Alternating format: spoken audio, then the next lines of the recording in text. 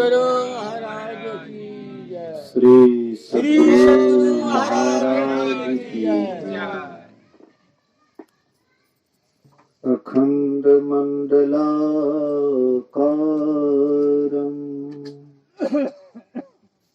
व्याप्तं येन चराचरं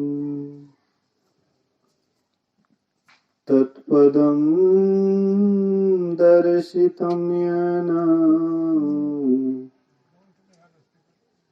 तस्मै श्री गुरुवे नमः। धन्य धन्य सतगुरु सुखदा महिमा कहे ना जाए। जो कुछ कहाँ तुम्हारी कृपा मोते कछु न बसाए। सर्वत्र सर्वदा वर्तमान सद्गुरु महाराज जी के पावन चरणों में कोटि कोटि नमन। उपस्थित गुरुजन, धर्म प्रेमी सत्संगी बंधुओं, पूजनीय माताओं तथा भक्तिमती बहनों, त्रिदिवसीय श्री संतमत ध्यान एवं सत्संग का आज अंतिम दिन के अपराह्न कालीन सत्संग में हम आप उपस्थित हैं। अभी हम आप सुन रहे थे ब्रह्मवादियों के विचार को, जहां पर जैसा व्यक्ति बैठते हैं, जैसे व्यक्ति का समागम होता है, उसी ढंग का विचार होता है। सर्वसाधारण व्यक्ति के पास बैठेगा तो सर्वसाधारण बात का विचार होगा, और कोई विशेषज्ञ है उनके पास बैठिएगा तो वहां पर विशेष बात की चर्चा होती है। और जहां पर केवल ब्रह्मवादी ही ब्रह्मवादी हैं, जहां की सभा ब्रह्मवादियों से ही भरा पड़ा है, तो वहां पर केवल ब्रह्म का ही विचार हो सकता है। तो हम आप जो अभी सुन रहे थे ब्रह्मवादियों के विचार को, ब्रह्मवादियों का अभी नाम भी गिनाया गया। पहला नाम लिया गया शुक, अजय, सक, शिव, सनकादिक, नारद। जे मुनि ब्रह्म विचार विशारद, शिव अर्थात भगवान शंकर। हम आप जानते हैं भगवान शंकर आदि महायोगेश्वर हैं।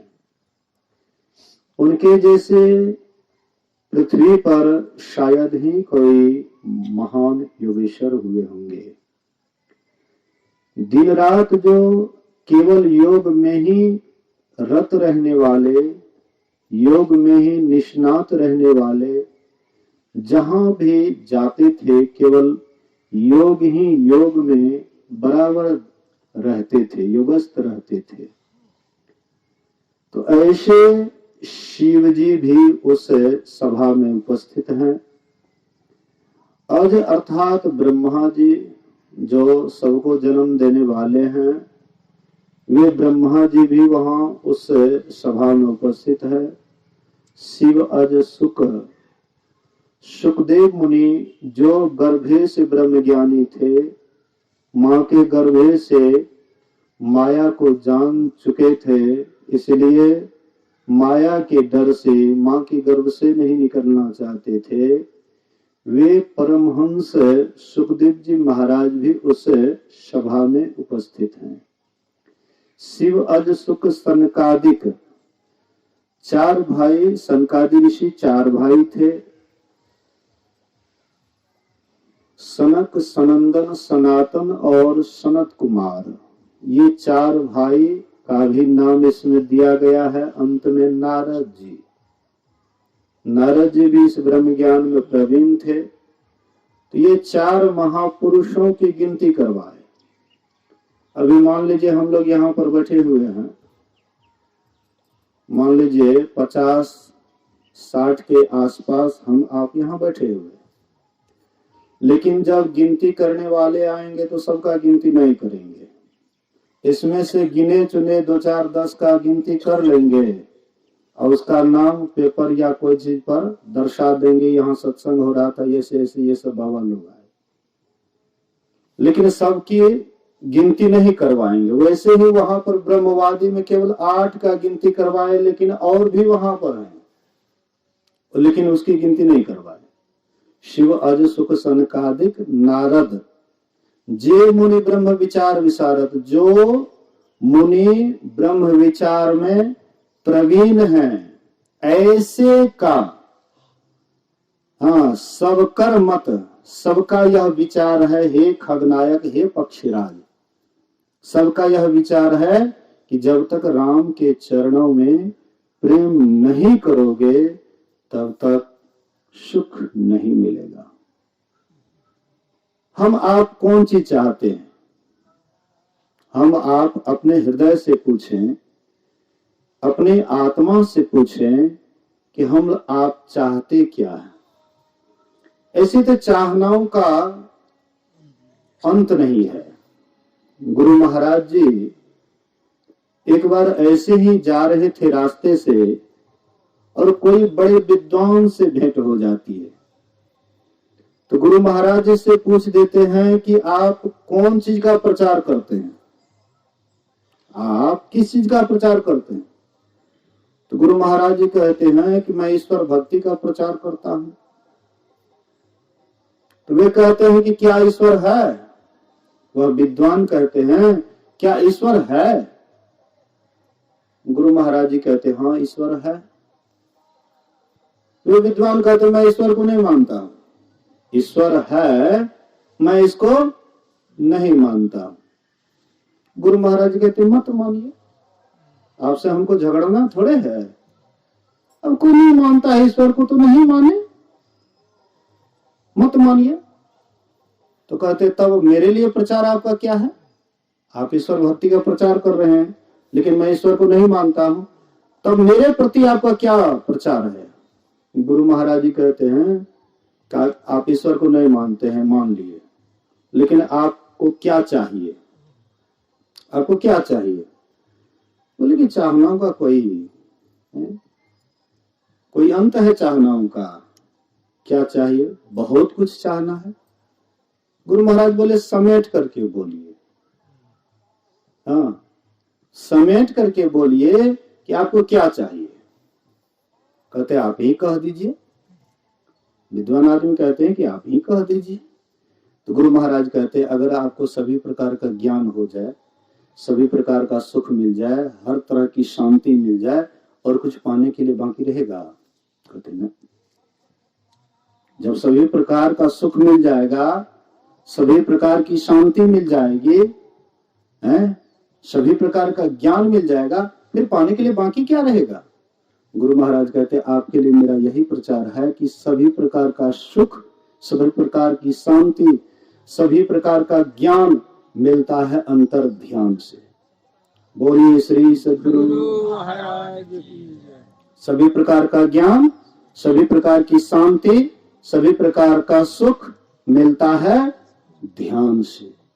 मैं आपको ध्यान की युक्ति बतला देता हूं, मैं आपको ध्यान करने की तरीका बतला देता हूं।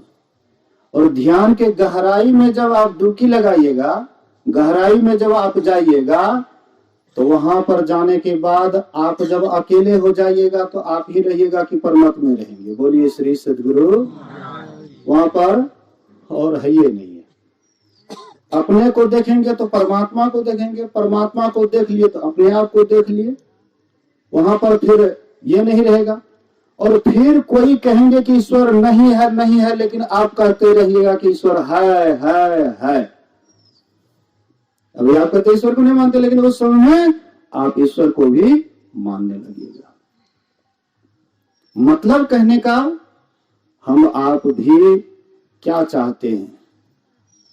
सब कोई शांति वाला सुख पसंद करते। याद रखिएगा, एक सुख है इंद्रियां जनित सुख। याद रखिएगा, एक सुख है इंद्रियां जनित सुख, जो मन बुद्धि को अच्छा लगता है। मन इंद्रियों को जो सुहाता है उसको हम आप सुख कहते हैं, और जो मन इंद्रियों को नहीं सुहाता है उसको हम आप दुख कहते हैं। लेकिन कभी भी हम आप साधना के शिखर पर पहुंच करके देखेंगे तो मन इंद्रियों का सुख भी अंत में आपको दुखे देने वाला है, जिसको गुरु महाराज जी की पद को हम लोग बारंबार दोहराते हैं।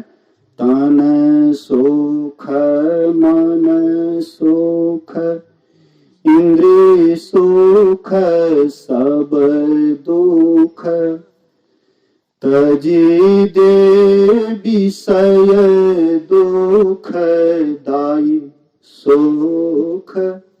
की कहे छे? भ्रम खाई हो भाई, कि सुख पाओ रे भाई।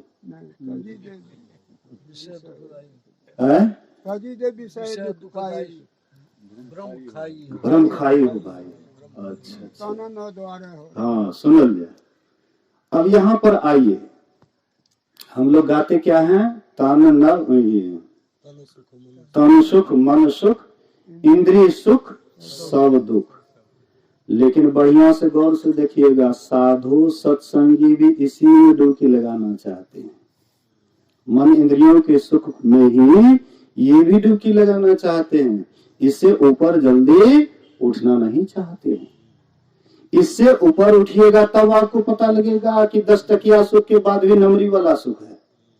लेकिन 10 टकिया सुख आपको मिल जाता है तो सोचते हैं कि कहां पर 100 टकिया सुख है, नहीं है, कौन देखा है। लेकिन 10 टकिया को तो देख रहे हैं, 10 टकिया को तो देख रहे हैं, विषय वाला सुख को तो देख रहे हैं, मन इंद्रियों वाला सुख को तो देख रहे हैं। कौन कहेगा कि ध्यान में डुबकी लगाओ, उसमें सुख मिलता है, शांति मिलती है। लेकिन एक बार डुबकी लगा करके देख तो लीजिए। कौवा जिस समय में मेले में चोंच लगाता है, उस समय में कौवा को नहीं बुझाता है मैला। बोलिए श्री सद्गुरु। याद कीजिए, कौवा जब मेला में चोंच लगाता है तो कौवा नहीं सोचता ये मेला है। हम आप जो विषय में डुबकी लगाते वही कौवा के समान मेला में ही डुबकी लगा रहे हैं। जा विषया संतन तजे मूढ़ ताह लिपटात, ज्यों नर डारे बमन करे स्वान स्वात्य खात। जा विषया संतन तजी, जो विषय को संत महात्मा त्याग देते हैं, कै कर देते हैं, उल्टी कर देते हैं।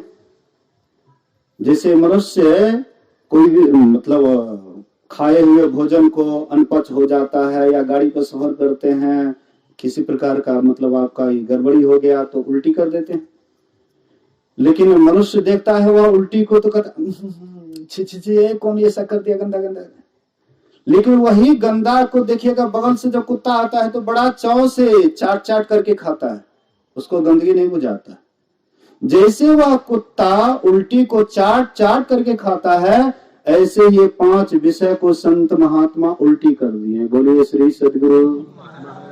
और हम आप यही 5 में ही 5 का ही नाच सबको नचा रहा है। साधु हो या सत्संगी हो, सोचते हैं हाँ देखेंगे, ध्यान करबे करेंगे। अच्छा अखनी तो मौका बहुत है, कंटा बेटा बेटी की जमा कर दे छिए, बाद में जब फ्री हुए तब तो ध्यान ही करते रहे। अब फ्री हेबे तो फ्री जिस समय में हेबे उस समय में कपाड़ पर एते कचड़ा दिमाग में आबि जेते। ध्यान के लिए चाहिए बिल्कुल कोरा कागज, बिल्कुल साफ सुथरा हृदय। लेकिन उस समय में आपका हृदय कचड़ा से भर जाता है, और जब आप ध्यान करने बैठते हैं तो वही कचड़ा ही दिमाग में आता है, और ऐसे ही आप बैठते बैठते आपका समय पार हो जाता है, लेकिन ध्यान में कोई प्रगति नहीं कर पाते। इसलिए कल पर कभी मत टालिए कि मैं बाद में भजन करूंगा या कल करूंगा। कल करे सो आज कर, आज करे सो अब, पल में प्रलय होएगा, बहुरी करेगा कल। इसलिए हम आप इस पंच विषयों से ऊपर उठने की कोशिश करें, और हम आप ही उठ सकते हैं। जितने भी आप जीव जंतु देखते हैं,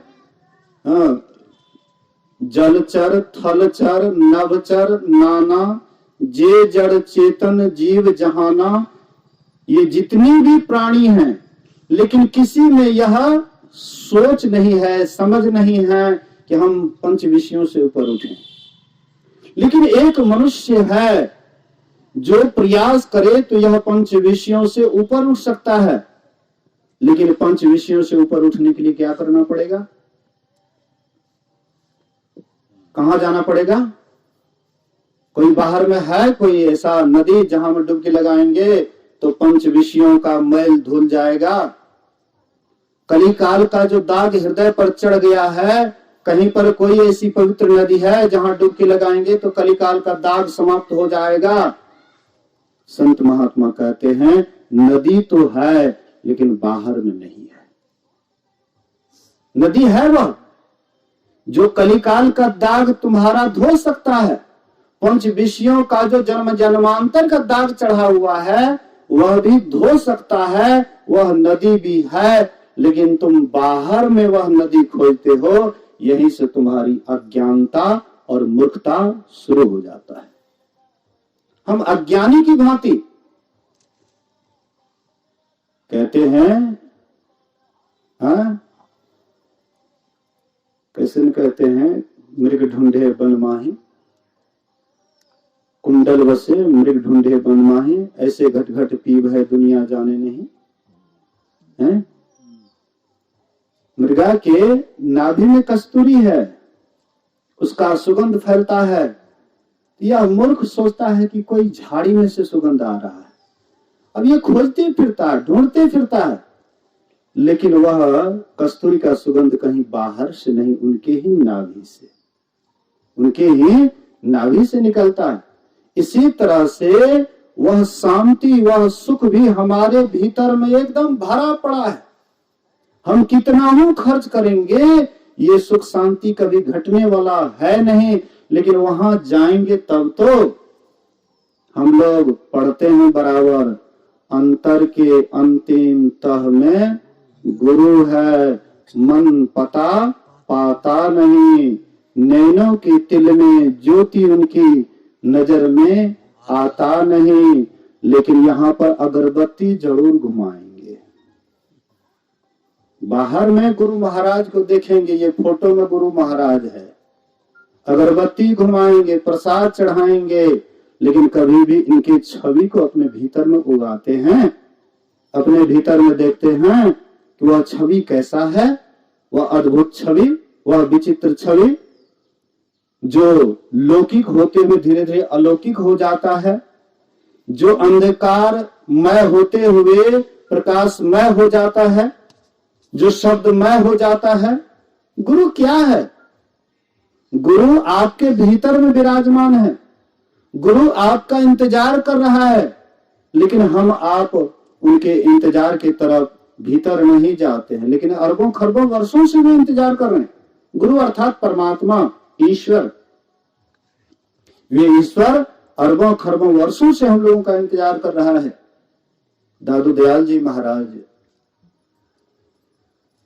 दुकानदारी में व्यस्त थे, रिमझिम बारिश हो रही थी, दुकानदार ग्राहक आगे में खड़ा था, सबको सामान दे रहे थे, लेकिन उसमें इतना व्यस्त थे कि कौन आगे खड़े हैं, कौन भींग रहे हैं, उधर ध्यान नहीं दिए।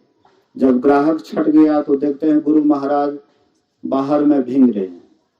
जा करके दौड़ करके गए, चरण पकड़े, गुरु महाराज गलती हो गई, आप कितना देर से पानी में भींग रहे हैं, लेकिन मैं कैसा भागा, आपको अंदर तक आने के लिए नहीं कहा। गुरुदेव कहते हैं, बेटा तुमको मैं थोड़ी देर के लिए पानी में भींगा, इंतजार किया तो तुम्हारे अंदर कितना पछतावा हो रहा है, लेकिन अरबों खरबों वर्षों से जो आदि गुरु परमात्मा तुम्हारा इंतजार कर रहा है, बेटा कभी इस पर विचार किया? आज से नहीं, अरबों खरबों वर्षों से वही तुम्हारा इंतजार कर रहा है। वैसे केवल दादू दयाल जी महाराज का ही नहीं, हम सब के लिए भी इंतजार कर रहे हैं। जीव जवते हरिते बिलगान्यो, तवते देह गेह निजान्यो, माया बस स्वरूप बिसरायो, ए ब्रह्मते नाना दुख पायो। जीव जब से परमात्मा से अलग हुआ, तब से यह शरीर और संसार को अपना मान बैठा, और यही शरीर संसार को अपना मान बैठने के ही कारण अभी हम नाना प्रकार के दुखों को झेल रहे हैं। जबकि हम दुख स्वरूप नहीं हैं, हम सुख स्वरूप हैं। ईश्वर अंश, जीव अविनाशी, अचेतन अमल, सहज सुख राशि। हम सहज में सुख के राशि हैं, लेकिन देखने पर हम दुख के राशि हैं। क्यों हैं? इसका कारण क्या है? जैसे एक वृक्ष से डाल अलग हो जाता है तो वह डाल सूख जाता है, उसका पत्ता गिर जाता है, वह डाल धीरे धीरे नाश हो जाता है।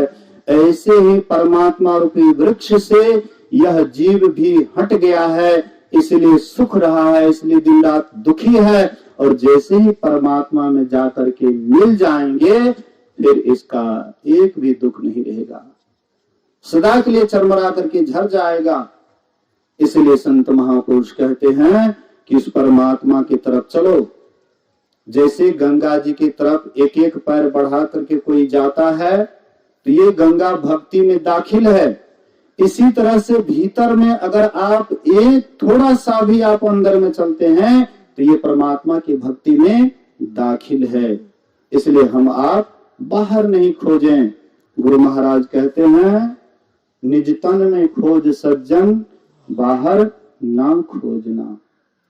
हे सज्जनों, परमात्मा को बाहर में अगर खोजोगे तो भ्रमते रहोगे।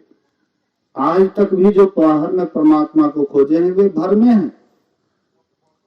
बाहर भरम ही हो, नहीं प्रभु पई हो, अभी अंतर धसो हो, अपने भीतर में धसो, और तब तुमको वह परमात्मा मिलेंगे, जो परमात्मा के मिलने पर सब दुख तुम्हारा समाप्त हो जाएगा।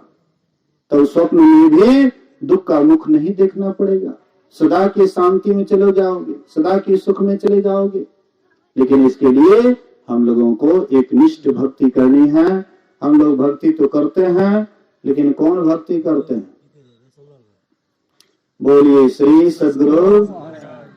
हम लोग भक्ति तो करते हैं, लेकिन कौन भक्ति करते हैं?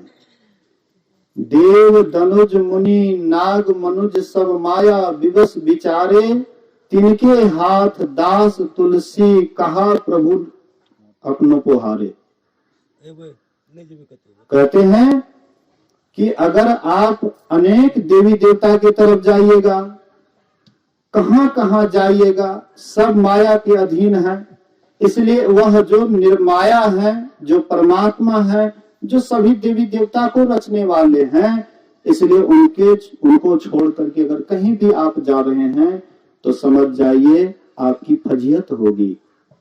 जैसे कोई नारी अपने पति को छोड़ करके कहीं भी जाती है तो उसकी कहीं भी प्रतिष्ठा नहीं होती है, कहीं पर दुदकार फटकार दो चार लात जूता ही खाती है। लेकिन जो अपने पति को, एक पति के ऊपर रहती है, तो संसार के लोग भी उसका सम्मान करते हैं।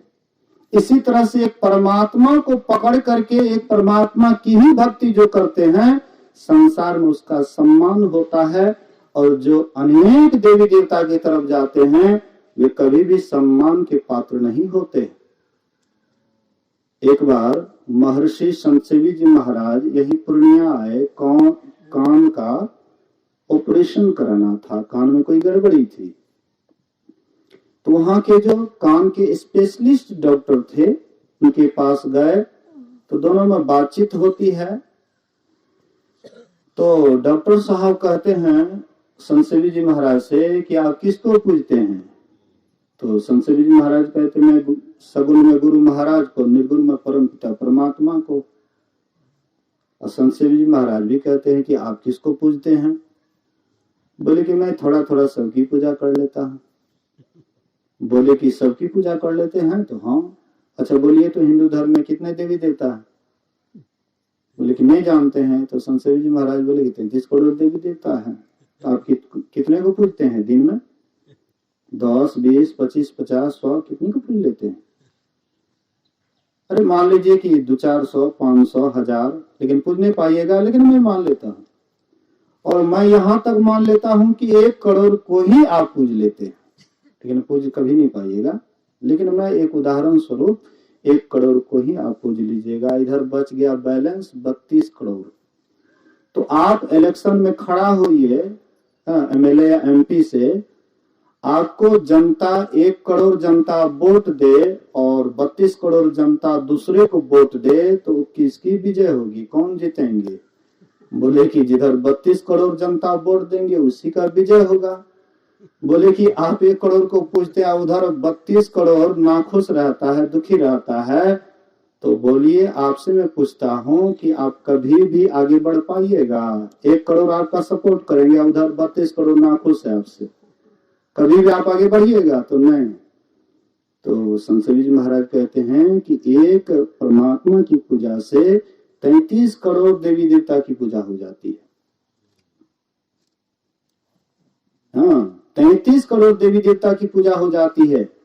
इसीलिए हाँ, एक परमात्मा की पूजा कीजिए। सगुण में गुरु है जो रास्ता बतलाने वाले हैं, और निर्गुण वही परमपिता परमात्मा है जो आपको मंजिल तक पहुंचाता है। तो ऐसे अगर करेंगे तो आपका निहाल होगा। डॉक्टर साहब उनसे प्रभावित हुए और बाद में भजन भेद लेकर के वे भी संत मत से जुड़ गए। कहने का आशय है, मतलब है, हम आप भी एक निष्ठ बनेंगे। एक ईश्वर पर विश्वास, एक ईश्वर पर अटल विश्वास, पूर्ण भरोसा तथा अपने अंतर में ही उनकी प्राप्ति का दृढ़ निश्चय रखना, सदगुरु की निष्कपट सेवा, सत्संग और ध्यान। अगर ऐसा करेंगे, इहलोक भी सवरेगा तो परलोक भी सवरेगा। साथ साथ 5 पाप से वंचित रहेंगे, झूठ, चोरी, नशा, हिंसा, व्यभिचार। ऐसा अगर करेंगे तो इहलोक में भी आपका सम्मान मिलेगा और परलोक में भी आपका सम्मान ही मिलेगा। तो जो परलोक यहाँ सुख चाहो, सुनि मम वचन हृदय दृढ़ गाओ, सुलभ सुखद मार्ग यह भाई, भगति मोर पुराण श्रुति गाए। यहाँ भी सुख चाहते हैं, यहाँ से जाने के बाद परलोक में भी सुख चाहते हैं। इसके लिए भक्ति करनी है। भक्ति का मतलब होता है सेवा, और सेवा उसे शिव जिससे खुश हो जाए, यही उसकी असली सेवा है। तो परमात्मा की असली भक्ति, परमात्मा की असली सेवा अंतर्गमन है। अपने अंदर में चलिए, अंधकार से प्रकाश, प्रकाश से शब्द और शब्द से निशब्द में चले जाइए। आपका इहलोक और परलोक दोनों जीवन बन जाएगा। यहाँ पर जो 3 दिनों तक ध्यान एवं संत में सत्संग का आयोजन हुआ है, मुझे विश्वास है कि यही आयोजन, ध्यान और सत्संग ही हमारे अंतिम मंजिल तक ले जाएंगे। जो केवल सत्संग ही करेंगे, ध्यान नहीं करेंगे, तो वे वहां तक पहुंचेंगे कि नहीं पहुंचेंगे इसका कोई ठिकाना नहीं। अब कोई केवल ध्यान ही करेंगे लेकिन सत्संग नहीं करेंगे तो उसमें भी शंका है। लेकिन जो दोनों लेकर के चलेंगे, सत्संग नित और ध्यान नित, रहिए करत संलग्न हो, बेविचार, चोरी, नशा, हिंसा, झूठ करना चाहिए, जरूर है लोग परलोक दोनों जीवन सवरेगा। इसी वाणी के साथ मैं आप लोगों के लिए गुरु महाराज जी से धन्यवाद ज्ञापन करता हूँ। आयोजक हैं, इन्होंने जो करवाए इनको भी मैं धन्यवाद देता हूँ। साथ साथ इसमें जो भी महात्मा या साधु सत्संगी जो भी भाग लिए हैं, सबके लिए गुरु महाराज से धन्यवाद ज्ञापन करता हूँ और अपनी वाणी को इसी बात पर विराम देता हूँ। और आप लोगों से एक अनुरोध करूंगा कि आज का यह अंतिम दिन का अंतिम पाली का सत्संग है, इसलिए